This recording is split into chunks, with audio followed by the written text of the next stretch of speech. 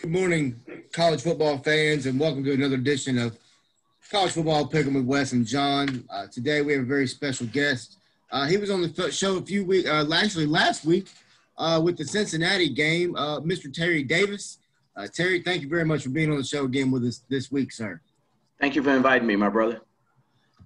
Terry, let's just go ahead and dive right into it, man. Let's go ahead and get to this Memphis football game from yesterday against South Florida. John was there. John gave us a little halftime report. At halftime, it was not pretty at all. If you look at this Memphis team yesterday, Terry, let me just get your brief breakdown of the game, if you don't mind. I think they were never admitted, but I think this team overlooked South Florida, and they thought it was the same South Florida team from last year. But this South Florida team actually plays real hard, and I think Coach Silverfield made some critical mistakes, like going for it on fourth down a couple times, which kept those guys in there. And one thing you don't want to do to an underdog is get them confidence. And what happened was they got confidence all the way into the fourth quarter when the defense actually popped in and did what they needed to do. Yeah, John and I alluded to it yesterday on the halftime show. I mean, the very opening drive of the game, and you're on what? You're on 35. And I understand it's 4th and 1. I get that. And I understand as a football coach, you've got that mindset of we can get a yard, guys. Well, right. We didn't. And that's not good. And that's a whole other situation for the game. But why Terry, you have to punt the football right there. You have to play them back. John, we've had a night to sleep on it, man. How do you feel today about that Tiger win yesterday? A win's a win. That's all I got to say in the records book. But Las Vegas was actually right on the money with the over and under, I guess, right at 67. I mean, the total outcome of the game was 67. How ironic, right? Yeah, I wouldn't have expected it. Just when you get into just stats of the game, of course, if you look at the Tigers, we were 1 and 4 on fourth down, going into this game, we've been pretty prolific on fourth down. 10 of 19 on third down. That's a much improved stat for the Tigers. If you look at South Florida, John will get into South Florida here in a second, but if you look at South Florida, they were 2 and 12. There's two things John and I talk about all the time. If you look at a football game, time of possession and third down efficiency is really going to tell you a lot. Tigers outgained them now. We outgained them 535 to 330. The passing game I thought looked pretty well. But I just never felt like Brady. He just didn't look comfortable to me yesterday. And I feel like part of that's the line. Their defensive line was definitely beating us up front, in my opinion. Yards per sack, we were 30 for 50, one pick thrown. But my question is, Terry, where was the running game at yesterday? Now, I mean, I do give Kevin Johns credit. Second half, he was much more committed to the run. But where was that at first half? Because it was ugly. For some reason, the last couple of games, the defense have started to key on Mr. Drake, and I don't think he's been able to do the things they do because basically he's a up and down, straight up runner. He's not a edge rusher like Watkins is. So what they've been doing is they've been clogging up the middles and clogging those holes out because he don't have that speed to turn that corner, initially. But when he get out there, he's okay because he's a tackle-to-tackle type runner. So they just been plugging it up. And that's why he hasn't been getting the yards he's been getting. And that's been really affecting the pass game. So what they did in the second half, they just said, okay, we're going to scrap, on the 5-minute drives that they scored, they just said, we're going to scrap it. We just going to throw. And Brady's going to be the running game when he needs to. So until Memphis figure out how to open those holes in the middle, Drake going to have to be able to, he ain't going to be able to do what he needs to do because he'll tackle the tackle guy. Right. Well, my question is also regarding the offense. Does it look like that we moved some players around on the offensive line? Look like in the second half or a little bit in the first half? They were moving around because they just want to keep those guys fresh. And a lot of those guys are banged up as well too. So they, because 77 OBZ in the center, those guys pretty much played their whole position the whole game. But I think they just rotating those guys around just to keep them fresh. Terry, and this is just my opinion, and don't get me wrong, I like Drake Clark. I think he's a very talented running back out of Starkville. But to me, yesterday, Kylan Watkins was running the ball with more aggression, with more want to, if you want to put it that way. Mm-hmm. And this is just my opinion, I think Kylan Watkins needs to be the number one guy and then have Drake as that number two backup. Not necessarily backup, but kind of, split the carries with him. But put Kylan in there first, because every time that kid's getting the ball, he's running the ball with some aggression, in my opinion, based on what I'm seeing. Is that kind of what you're seeing as well? Yeah, one thing with Kylan is he has a left brace on his knee, and I think Silverfield trying to limit his touches and contacts so he can get through the season. So I think he's just trying to manage his plays, because if you notice, Watkins hardly ever plays a lot in the first, but if you see him in the second half, he's doing a workhorse. So I think he's trying to limit him because Silverfield don't tell us when somebody's hurt, Right. You just got to see him on a stretcher or something like that. So, because, dude could have his leg in the cast. Oh, he's okay. Because that's the way Silverfield is. He's not going to give you true injury report until you see it. Right. Yeah, Brandon Bumgarner said an uncomfortable Brady threw for 400-plus yards and 4 touchdowns. I'll take that all day long. You know what? That's another thing. I ran into a lot of people saying, oh, Brady had a bad game. No. 426, yeah. You have a bad game. Yeah, no. And I mean, Brandon, just to let you know, I'm not saying he not you, but a lot of people said that. Oh, yeah. Oh, trust me. Man, look, Terry, all right, let me just go on and just go there real quick. Man, there was people on Facebook yesterday calling for Ryan Silverfield's head. He needs to be fired. Who's the next coach? Where is Hugh Freeze? A guy that I'm not going to mention, but put on Twitter, Hugh, I wouldn't mind seeing Hugh Freeze right now. I get it. Hugh Freeze is doing a hell of a job at Liberty. But let's pump the brakes and give this man a chance. It's his first season, and it's also a COVID season. We don't know what he can truly do and not do, in my opinion, as a head football coach, because of all the outside interference, albeit none of his control. Let's just give this guy a chance. And, hey, okay, I get it. Our defense looked like crap yesterday. I get it. But, once again, let's give this whole coaching staff, not just Silverfield, let's do it for Johns and McIntyre as well. Let's give these guys a little bit of a break as Tiger fans. I understand it's overreaction, whatever, but come on now. I mean, John, really? So that means Kerry Spartan needed to get fired too, because Florida whooped that butt. Thank you. Florida spanked them yesterday. Appreciate it, guys.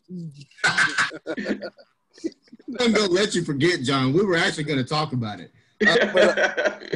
John, John, do you think that Memphis fans are passionate? We know this.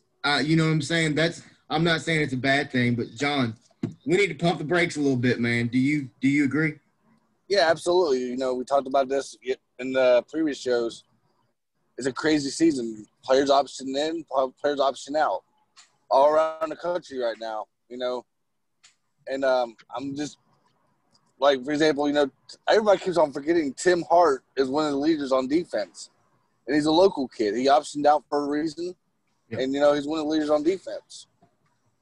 And I want to ask you. I think what we're criticizing of Brady is the last 3 games in the first half where he has struggled the most, or the whole team. You know what? I think that might be a combination of play calling, because if you notice, the play calling in the first half is totally different what's in the second half. The coaching staff would never admit it, but I think that has to do with it. I think Brady gets into a better rhythm after halftime than he does in the first half for some reason. I don't know why it is, but I think it's just because of the script they start off with. Because if you look at how they started the first drive, the first three plays was pass, pass, pass. They didn't run the ball to set anything up. So I think it's a combination of play calls which set them up to do bad things. And then, like Brady actually overthrew Calvin Austin for a touchdown, and he actually overthrew Washington for a touchdown. So for some reason, Brady timing is like he gets better as the game progresses because in the second half he didn't miss anybody on the deep route. In the first half he missed at least 3 people on the deep route. So I think it's a combination of play calling and Brady getting warmed up in the second half. We kind of surprised that we're not doing like a hurry up offense like the last couple of years. Yeah, because I don't think we have the personnel and the depth to do that like we did in the past. Because in the past we had 1 deep and 2 deeps who could all start. Right now we got 1 deep and probably a couple others that could start. The roster is not built for that type of offense all game long like Central Florida is. If the roster was deeper, I think they could run that all game long. Yeah, I completely agree. I mean, John, if you look at the rosters from years past, I mean, you had Tony Pollard, you could throw in, throw out, move him around.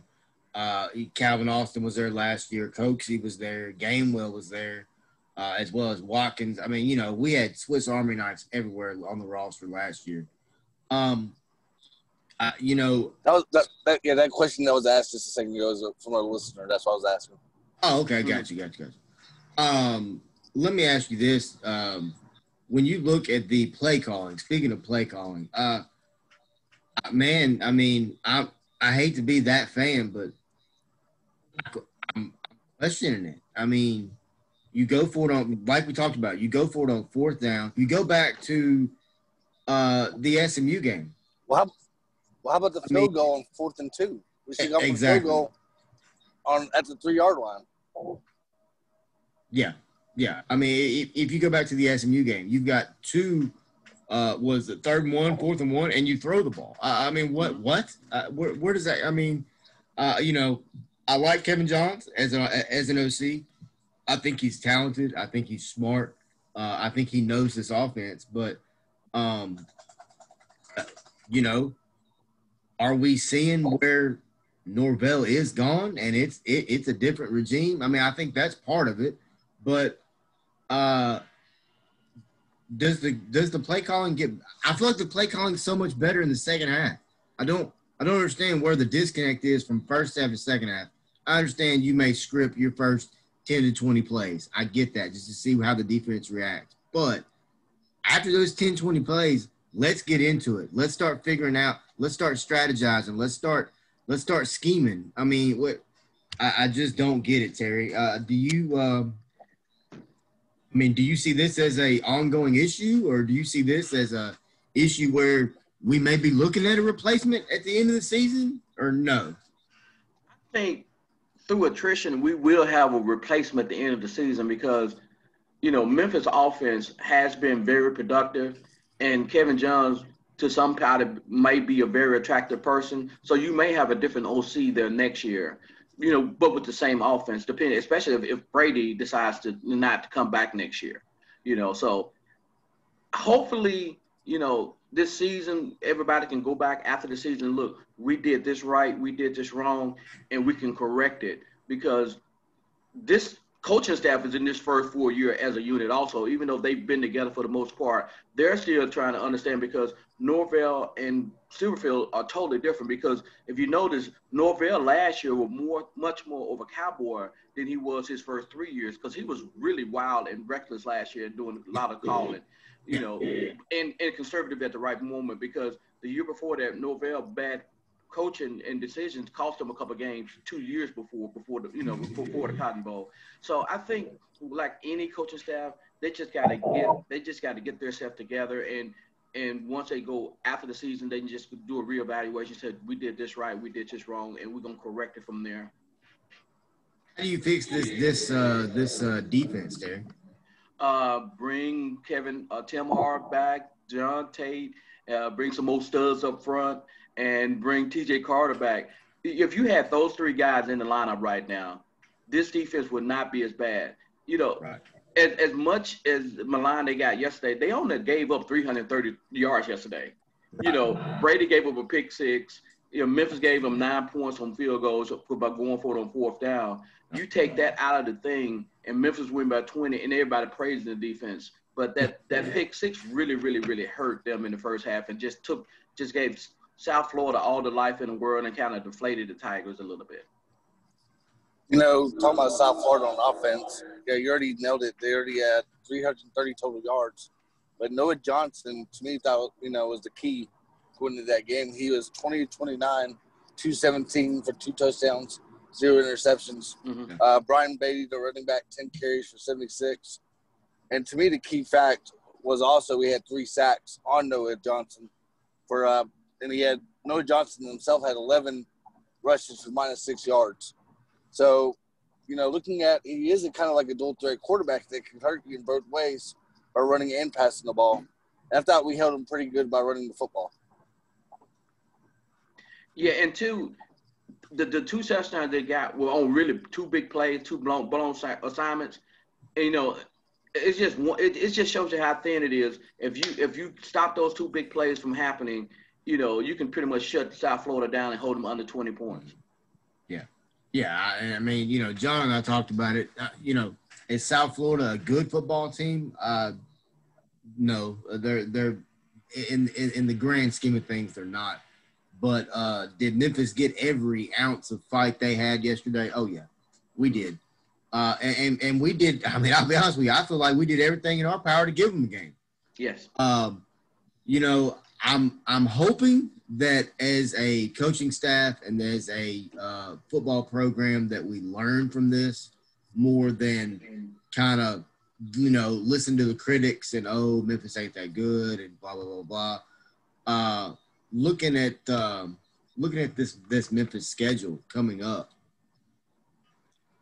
I was going to ask you about that. Is it still to be determined who we will play next week? Yeah, it's still what's the latest on that? Have y'all heard anything this morning? I think the American will release something hopefully around noon, 1 o'clock-ish.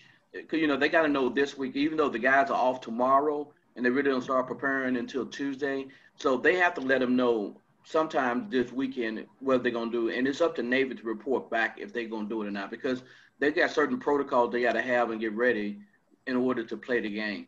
Because even though Navy has 150 guys up there, you still have to have a team that can go out there and compete. Right.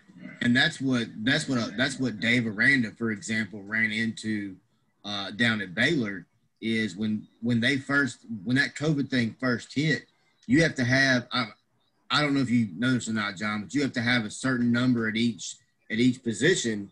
But Dave Aranda was going to have to unsuspend 2 football players that he had suspended from the program because of off the field issues. And that's why he said, no, we're not playing, because I'm not going to unsuspend a player to play a game. And I give Dave Aranda credit for that. That is showing a precedent that, you want your university and you're going to run it your way. But yeah, John, that's where a lot of these issues have come in on COVID. It's not necessarily, oh my gosh, this team's got 50 kids out. It's that they've only got, 1 center, or they've got a 5th string tight end can play running back, but he's the only running back we got. Stuff like that is what causes these games to get canceled. I've heard rumor, Terry, something about we might move Houston up. Is that correct or no? Yeah, because the schedule works out perfectly, because normally the American plays the championship game on the 5th. Mm-hmm. So really from the 5th and the 12th, they're like open weeks. Because our championship game this year is on the 19th. So it's possible they could actually flip the Houston game to this week. And then, because they play Houston plays South Florida this week, and they can just flip that to the end of the year. Also to that game to the end of the year, to like the 12th. So would Houston they would flip their game, and then so we would just flip Houston and Navy. So we would play Navy on the 5th instead of this week? Instead of Houston, right. And go from there. Right. So, but it's all depending on what the American want to do, because I know the American don't want to just cancel the Tulsa and Navy game, because one, Tulsa is in the league right now with 0 losses up there with Cincinnati, and you don't want to give a team an extra shot of not having a chance to be defeated. Right. Yeah, totally understand that. Let me ask you this, man. Real quick, I was gonna say, I wouldn't want to play Navy at the end of the year, though. Ugh. Go ahead. What I was gonna say is, if you want to play football, it's time to play football right now instead of taking a break. I don't know that we have any control over the break part of it, though, John. I mean, if you got a COVID outbreak, you're done. It is what it is. It's just how it is. I get it, John. Trust me, it's frustrating for me too, and I'm sure it is for Terry as well. But it just you can't just go play football. I mean, as bad as I wish you could, you can't. That's a lawsuit city there, buddy. That would get ugly quick. No, what I'm trying to say is, I think it's time to play. I'd rather go ahead and play games and get it over with than rather compared to take a break. Oh, my bad, John. I totally misunderstood what you were saying there. Yeah, I agree on that part too. But I would, I mean, hey, it don't matter. I just want to know who we're going to play and when we're going to play, and then let's go play them. Because at the end of the day, if you're a Memphis Tiger fan, you've got to run the table to get to where you still want to get to, and that being the conference championship game with a rematch with a very good Cincinnati team. Who yesterday just dismantled Houston terribly. John, can we talk about the Arkansas-Tennessee game real quick, buddy? Yes, sir. Absolutely. I don't mind that game at all. I just want to talk about them Hogs right there. Man, that was fun to watch last night, John. I'm sure you didn't watch it, because you're probably doing anything else. But not true. Oh, you did watch it? I watched the second half, the best part. Oh, yeah. Well, then you watched the best part. Literally, this Arkansas-Tennessee game was a tale of two halves. Literally. When you look at this game, John, Eric Gray came out hot, ran the ball really well. Man, I'll be honest with you. This is the first time I've really ever this year or since he's been there, sat down and really just watched that young man play. Eric Gray is a very talented football player. A lot of fun to watch on the field. Arkansas only allowed 185 yards rushing yesterday. Gave up 107 yards passing. Guarantano is whatever his name is. The guy is horrible, man. I'm sorry. I know there's Tennessee fans that watch this show, and I apologize that I'm so daggum hard on your quarterback. And I also understand he had got a head injury yesterday. I get that. It don't matter, man. Just put the boy out to pasture. Let him go. Bring in this Harrison Barnes, whatever the kid's name is, Harrison Bailey Harrison, whatever his name is. Bring him in. Let him just give it to him. Let him have it. That kid is the best quarterback on that roster that I've seen play. I've only watched him one time. So that should tell you a lot as to how bad Guarantano, whatever his name is, Guantanamo, whatever. John, Arkansas, Sam Pittman is the coach of the year in the nation right now. No questions asked. What he's done with this football team, what these two coordinators have done with these players is nothing less than just absolutely amazing, in my opinion. Down 13-0 going into halftime and come back and win 24-13. That is some fight. That is some quit. That's some grit. John, what did you think of this Arkansas team last night? Well, like I said, that's the best part of the second half. First of all, you're talking about Green. He's a leader on and off the field. He's been watching film almost feel like every day since high school days, like Kevin talked about last week with this. But, what I liked about the Arkansas defense in the second half, they put more pressure and more people in the box at times, like they did, like previous teams had done against Memphis, for example. Yeah. They put like 6 or 7 people in there and basically attacked the running game pretty well in the second half as well. And they put more pressure on Tennessee's quarterbacks, it seems. They had a little more sacks in the second half as well. Yeah. Because, you talk about the quarterback play Tennessee, but the backups struggling against Arkansas. But I don't know if that was due to 17,000 people in Fayetteville, but, that's a different story. But, but I just want to, credit Barry Odom when they applied the coach of the year right now in the SEC.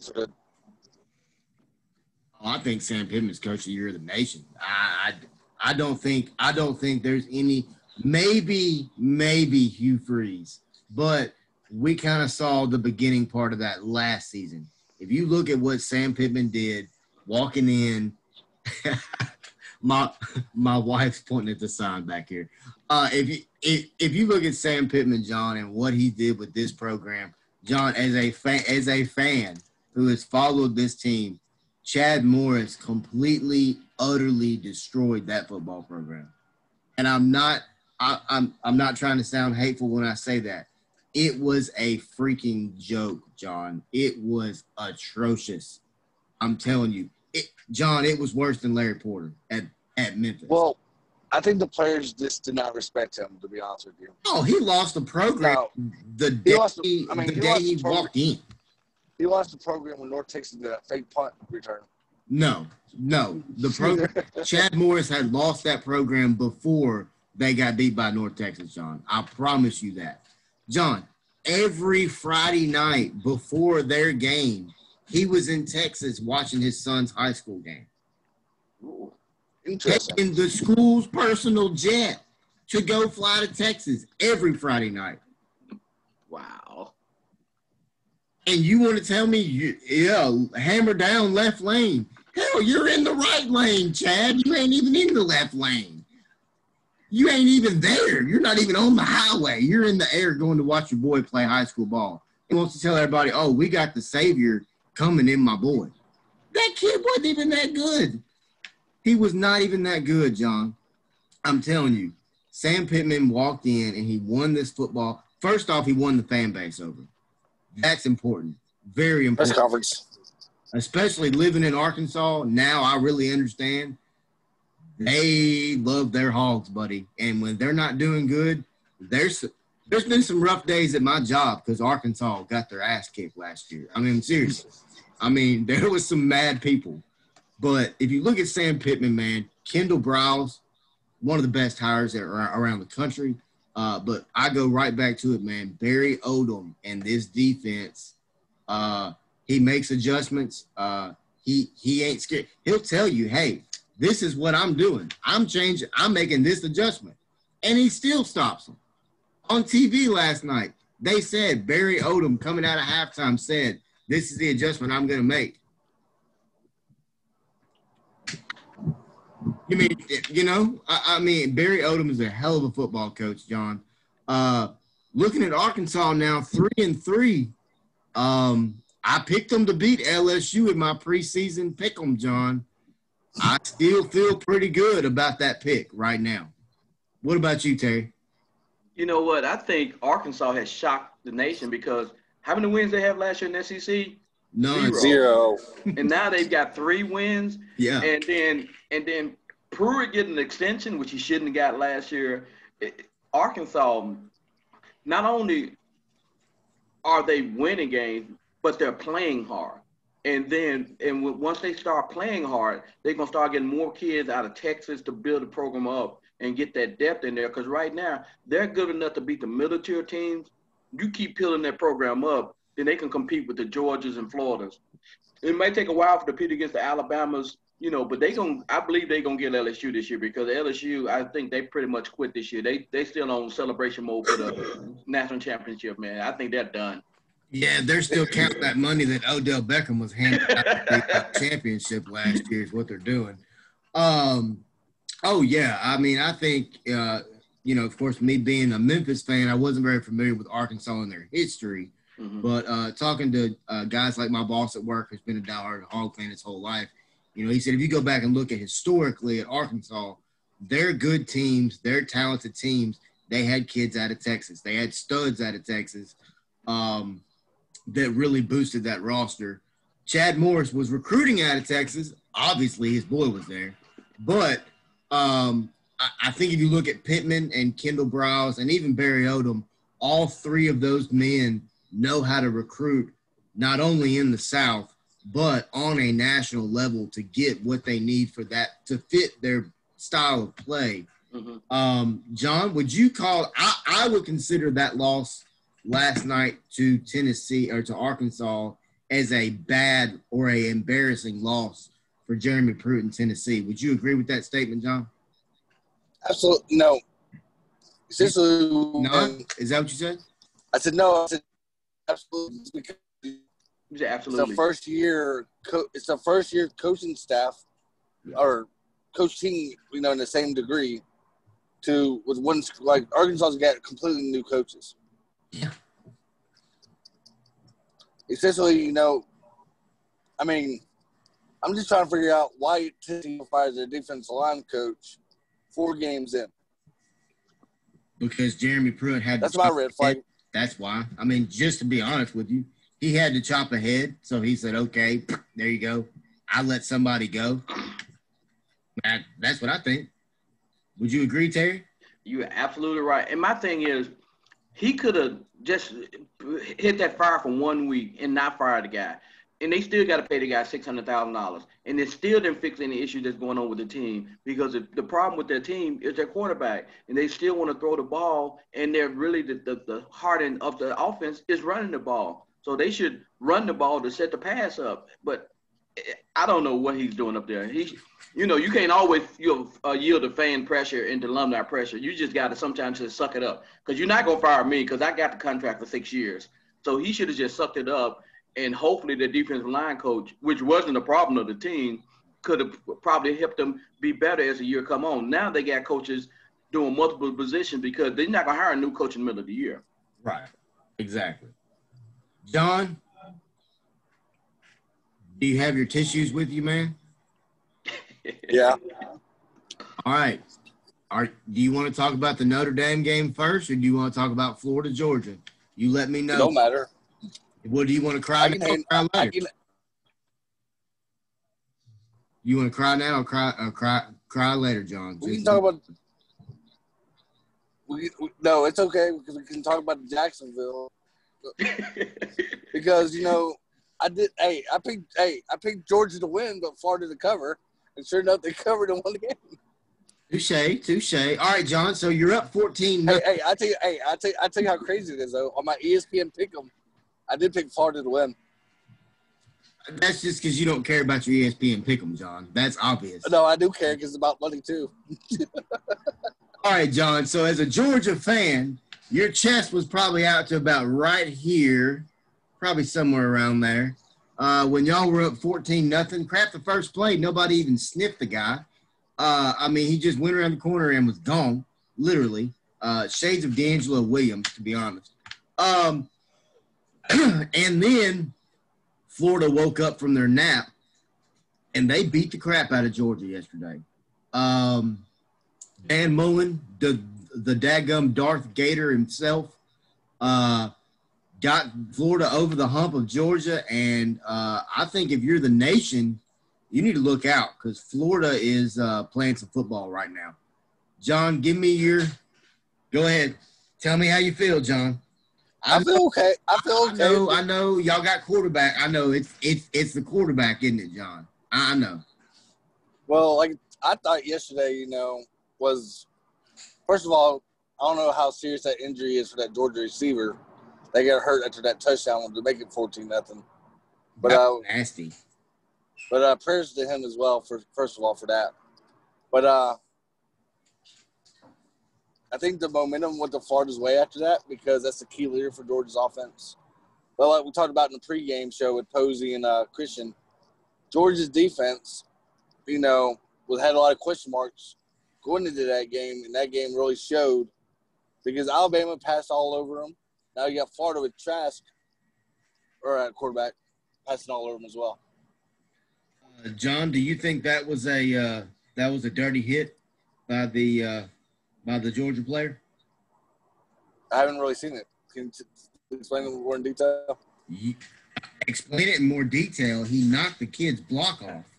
Well, I didn't see the video. That play changed the game because Georgia was actually being really competitive during that game. After that hit, Florida just flipped the switch. that Florida team was not the same after they hit. I was just getting ready to say the same thing. That was a game-changing hit because it took Pitts out of the game. Mhm. But at the same time, that was a game-changing hit because Florida said, okay, you want to take away Pitts? We'll show you how many daggum weapons we got. And that's when Kyle Pitts just started everywhere. I mean, golly. That kid's impressive. And Trask was never a big I was never just overly abundance of excitement over him. But, man, watching him yesterday against that Georgia defense, which is a good defense, and I understand they've got issues, but that Georgia defense is good. Let's not take anything away from them. But Florida sliced them up yesterday, John. John, is Kirby's not on the hot seat, is he, John? No. You don't think so? No. You don't think that defensive coordinator might be on the hot seat? Lanning? No. Where's your quarterback at? Well, which one? Well, Jamie Newman. Oh, that's right. He opted out. Well, you got JT Daniels. Oh, yeah, that's right. JT Daniels is like a mystery quarterback. He's there, but he's not there because nobody's seen him. Well, is he even 100% is my question. You got Bennett Spencer, whatever his first, the kid with two first names that's not good.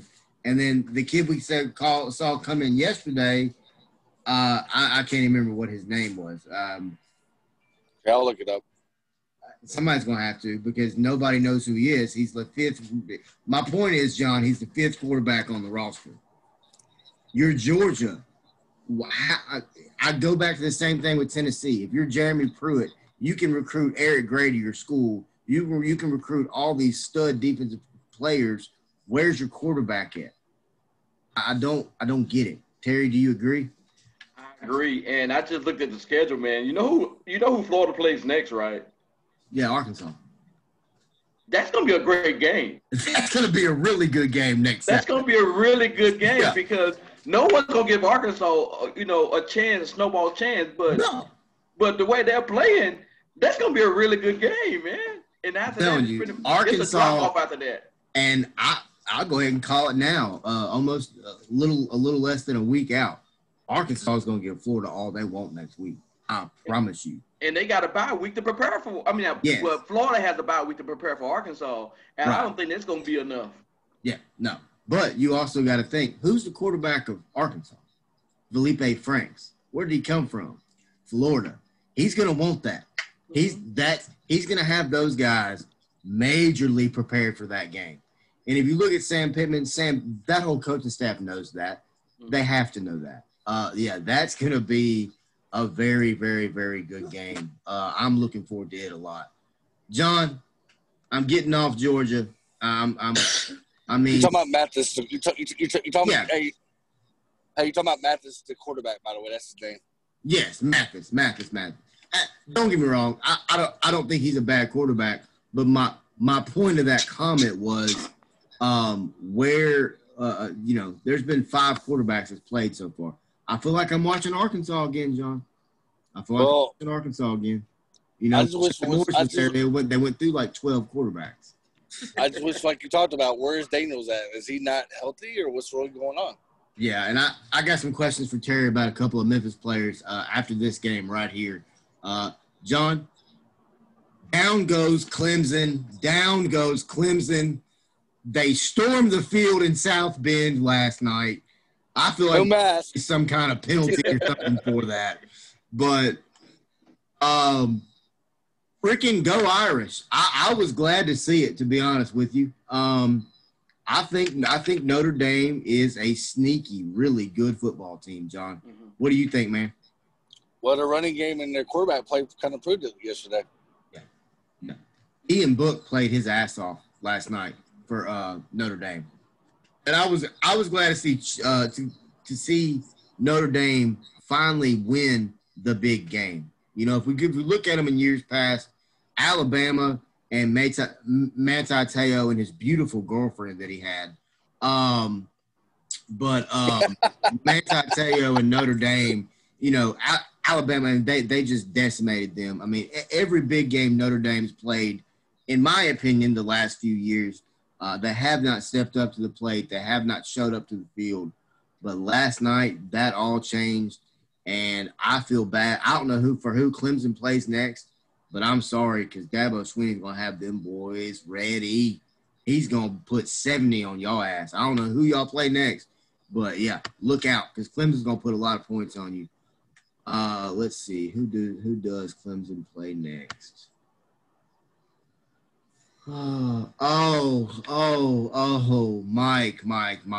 Mike. They play Mike Norvell in 2 weeks. Oh, Mike, I'm sorry, buddy. Oh, shit. Oh, gosh. John, do you think Notre Dame has a chance to win the national championship this year? Well, we're going to talk about – I thought I was going to give you my top 4 after the show, before the show ends, but go ahead. So my number 1 right now is Alabama. My number 2 is Ohio State. 3, Notre Dame. I don't give some American love and put Cincinnati at 4. You're telling me Cincinnati is the 4th best team in the country? Not saying I was giving them some love. You must have had you a good drink this morning, John. Cincinnati's not the number 4 team in the country, but a monster. Yeah, that monster's strong. I think that Notre Dame, this is my opinion, I think that Notre Dame has a chance to win the national championship this year. If you can beat Clemson one more time. The difference is going to be Trevor Lawrence is probably going to be on the field the second time. That's the difference. Exactly. And a neutral field in Charlotte. If you can do that, you can win the national championship. You can beat Alabama. You can beat Ohio State. Ohio State's really good. Oh, Alabama's really good. But guess what? Clemson's really good. They've won 36 straight for a reason, up until last night. Terry, do you think there'll be any type of penalty or anything like that thrown at Notre Dame for storming the field during this COVID era? Man, just like a couple penalties and review calls they got last night. There's no video evidence that they've stormed the field. Nothing would happen. No, man, that's just kids being kids, even though they should not have done that. And, it looked good on TV, but they should not have done that in this situation. But I understand. It's just like when Jason went on the field with the Dodgers. I don't agree with it, but I understand. Well, I mean, and like I told my wife last night, if I'm Notre Dame and I'm a diehard Notre Dame fan, and we just beat a team that's won 36 in a row, yeah, I'm masking up and I'm getting my ass on that field. Yeah, I'm definitely going to storm it. I mean, you know what I mean? I mean, yes. I mean, come on now. We stormed them when we beat Tennessee. That's not a team that's won 36 in a row. Mm-hmm. But, yes, I completely understand it. I don't know that the NCAA will do anything.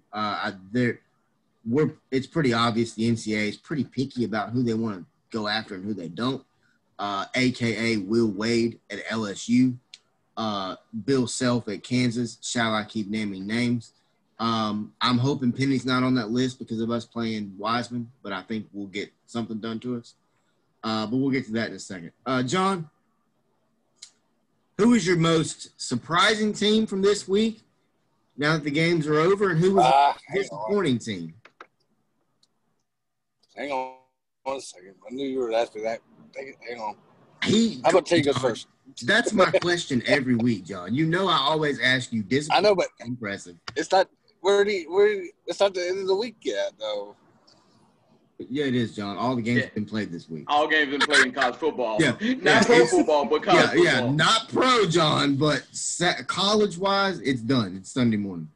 Terry, give me your Liberty is the most surprising team because I expected them to play tough against Tech, but I thought Tech would lose. That's my most surprising team. My most disappointing team, I would give it to Georgia because I thought they would be a much better game. That game, I thought, would be much closer than that.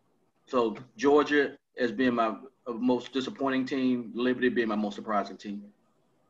John, you got yours figured out? Yeah, Yeah, I'm almost there. But first of all, let me give kudos to Northern Alabama, also competing pretty well with Southern Miss, in the first half as well in that game. John, you just gave kudos to Northern Alabama. I asked your most impressive. Hey, so Northern Alabama is your most impressive team. No, I'm getting there. Hang on a second. Oh, okay. So it's a slow build. Okay, there you go. Isn't Southern Miss on their third coach for this year? Didn't two coaches leave this year? Yes, they're on their third one. And they still beat Northern Alabama. How bad is Northern Alabama going to be? They only beat them by 11, Terry. It's not like they blew them out. Yeah, my most disappointing team was South Carolina. Yeah. I thought South Carolina could basically put a little bit more fight in the Texas A&M on offense a little bit. But I am not surprised by Will Muschamp and the Mike Bobo offense play calls. Yeah, Mike Bobo, he's been questionable everywhere he's been. All right, give me your most impressive. Hawaii, like we talked about yesterday.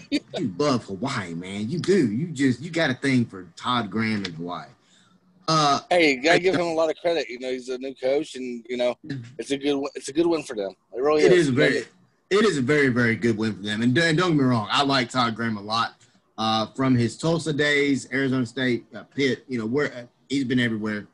My most impressive yesterday, John, is the Maryland Terrapins. Penn State has so many players optioned out, though. I think if you look at Maryland, hold on, John. You got to feed the turtle. Bree said, that's my wife, by the way. Bree commented and said, most impressive, Arkansas against Tennessee and Notre Dame against Clemson.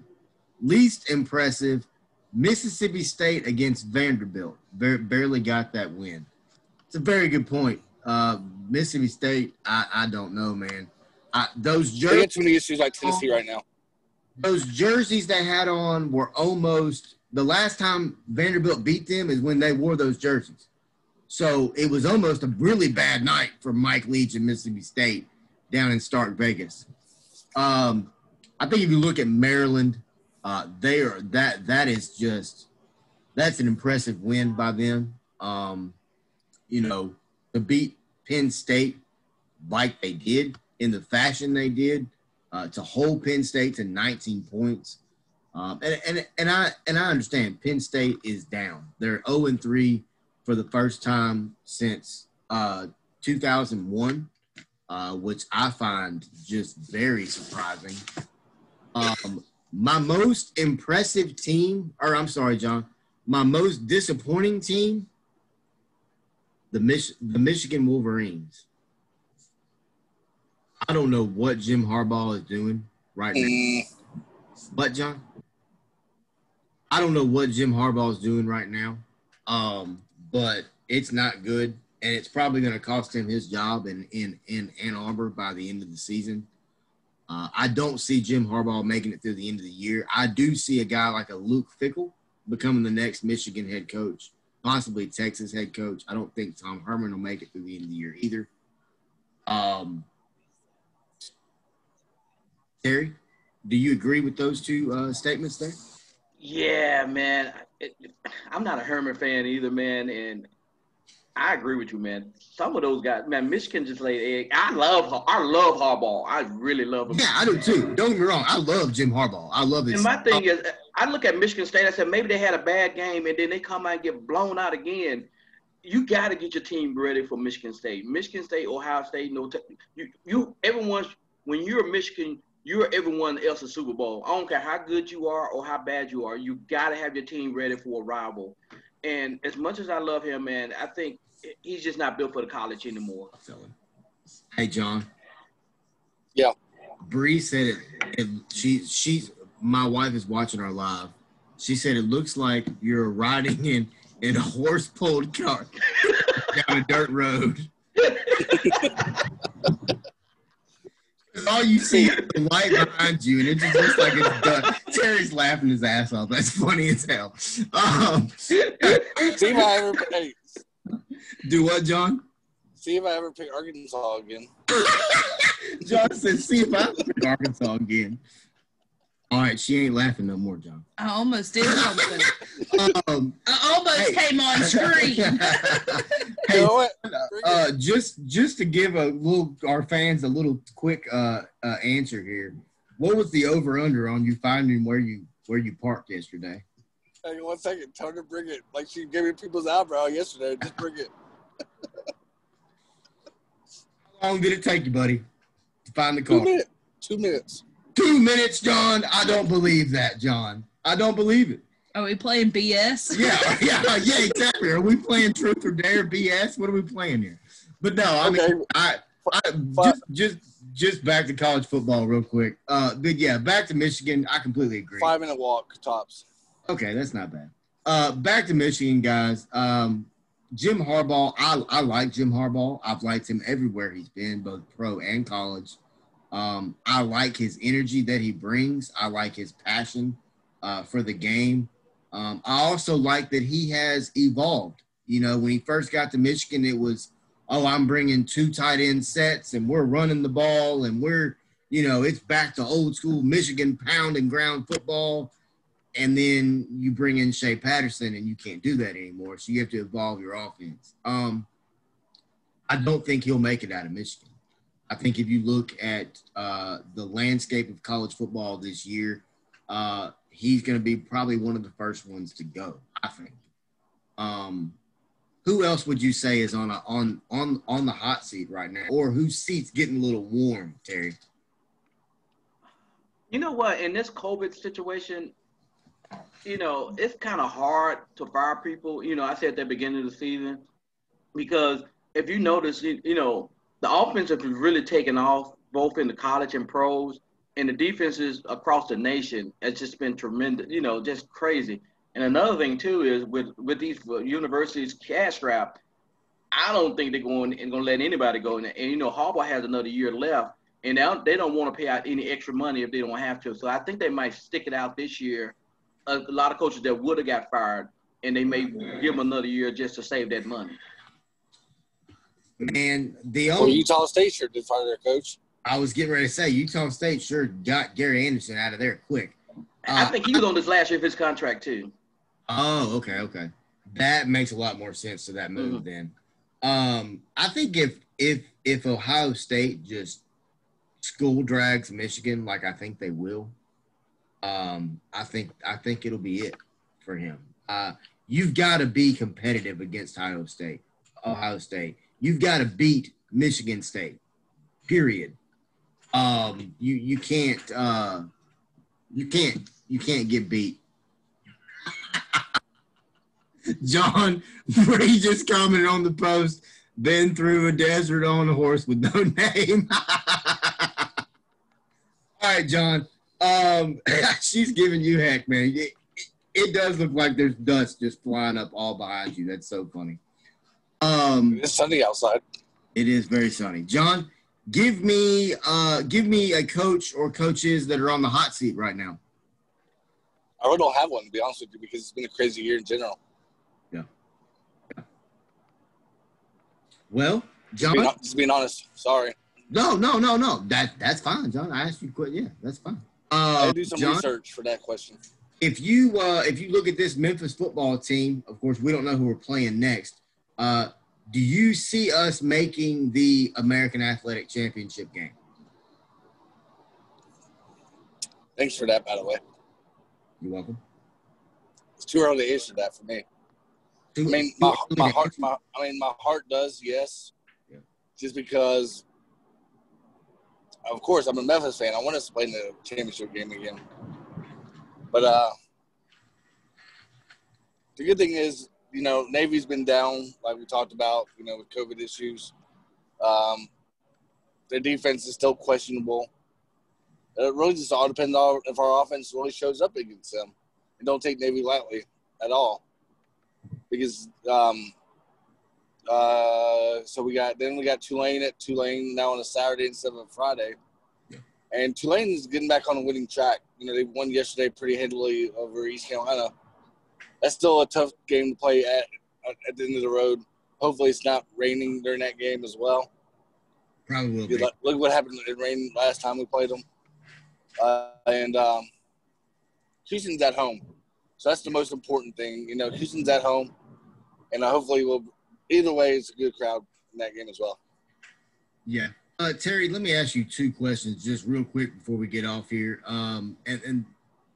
There's been some speculation that Markavian Quinn at the University of Memphis has some warrants out for his arrest. Can you shed a little light on that situation, or is that false information?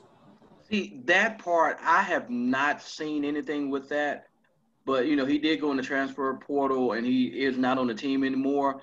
You know, I hadn't seen any warrants, you know, but people always speculate. You know, he came out on Twitter and said, look, I don't have any warrants or arrests out on me, you know, so, you know. But I hadn't seen any report, you know, unless you can produce a report and post it, you know, because speculation is always going to be out there. But he's not a part of the football team anymore, and he has entered the transfer portal. I know the last time we talked a little bit about Kylan Granberry. Were you able to get any more information on him at all? Yeah, my back story is he's just hurt, and, you know, and they won't say what his injury is, and so basically he's hurt, but they won't say what it is. Right. Okay. So it could be a nagging quad or something. Right, or a pulled hamstring or a knee that they don't want to tell you about, because they don't tell you if someone's out for the year unless you see them on the sideline in crutches. Yeah, I got you. Mm-hmm. John, thanks for another good show, buddy. Terry, man, thanks again for being on the show. It's always a pleasure to get your insight into both Tiger football and also sports in general. Looking forward to having you back on coming up again, hopefully in the next few weeks. Okay. Thank you a lot for being on the show. John, be careful going to Chris's reveal party that you're going to today. And tell your brother that I'm damn proud of him and I love him a lot, man.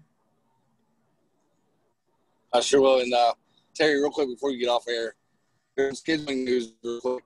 Memphis basketball. Can you share with us what we got regarding that? Because I don't see the South Dakota tournament happening now because all these players or cities or states, I mean, you know, I get that 14-day quarantine. Mm-hmm. Now, like Ohio, for example, and there's talk that Wichita State might even drop out because the state of Kansas now has that 14-day quarantine as well. And Dayton, yeah.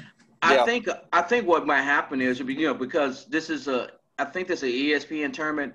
They might find another location because it's like a 58% positivity rate in Dakota and also the quarantine rates. So they might switch that tournament down to Florida or something like that. So the tournament, I think, will happen, but it might not happen in South Dakota. What about this Ole Miss game? I know this kept Ole Miss. Ole Miss is done. The 5th of December. So I wonder, like, if Ole Miss, how many fans they're going to allow in their arena as well. Ole Miss only has a 12,000.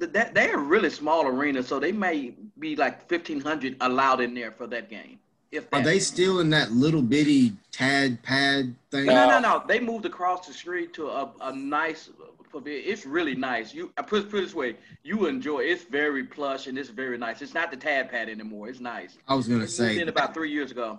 That tad pad thing was god awful. I mean, the only good thing about the tad pad is they had the bathrooms with the troughs. So you line up or whatever. But yeah, it was that was, man, because we used to tailgate right there by the tad pad whenever we go to Ole Miss football games. And the new arena has like a Johnny Rockets. Really? Yeah. It still ain't worth going to Oxford for. Yes, it is. Forever. Just to touch on Tiger basketball before we close this thing out today, Terry, give me your prediction for the Tiger basketball team this year as a whole. And I know that's a lot to ask because God only knows what's going to happen. There's not COVID going on, Terry. So you know this should be an easy answer. Second weekend of the tournament as the floor. Not the ceiling, but the second weekend in the tournament is the ceiling. Even if the Tigers don't get DeAndre Williams eligible, if they get him eligible and everyone stays healthy the whole year, I can predict a Final Four trip to Atlanta. Wow. That's how good this team could be. because defensively they're going to be okay. They got a year of maturity up under them. A lot of the teaching and training Penny had to do for those guys who didn't want to buy in. Not all those guys have bought in. And I think that the team will be very, very good. That's how come I was so looking forward to the Ohio State, because they would have gave them that sweet, that NCAA type field type game. Exactly. Well, Terry, thank you very much for being on the show once again, man. John, always a good time, buddy. To all the Facebook fans, thank you very much for all your support that you've given John and I on this show. We're working our tail off week in, week out. You can ask Terry. We text him, ask him all the time to be on the show. But yeah, guys, thank you very much, and have a great Sunday. I appreciate it. Thank you for the invite. Thanks, Terry. All right, John, you want to hang on. Let me stop.